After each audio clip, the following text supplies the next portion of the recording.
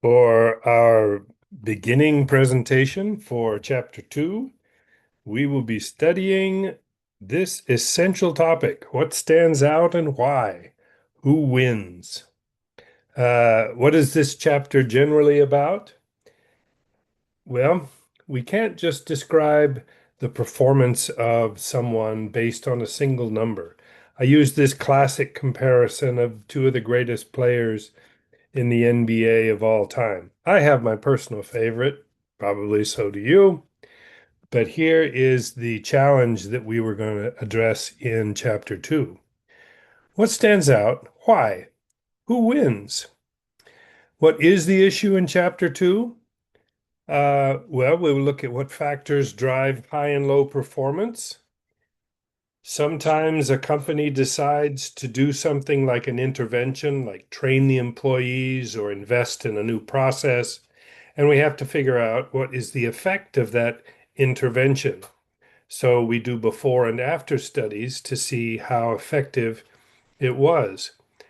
Sometimes you want to look at performance across market segments. So an idea here would be, suppose you were a franchise owner of a series of KFC restaurants. You could break the data up into meaningful subgroups and compare the performance across the groups. So this would be a way of comparing the performance of one of your franchises with another of your franchises. You can also break the data up into the before and after. So something like a mail out. If your company invests in a lot of money in mailing out surveys or coupons or something like that, you're asking yourself, how effective was the mail out? And so you look at before the mail out and after the mail out and compare the two groups. That's what we're going to do in Chapter 2. And finally, how different are the purchasing habits of males versus females? So you can look at, you know, is there a difference? And if there is, how big is it? And how should we address that when we do our marketing? So that's the kind of things we're going to get into in Chapter 2. This is fascinating stuff of how to make data-driven business decisions.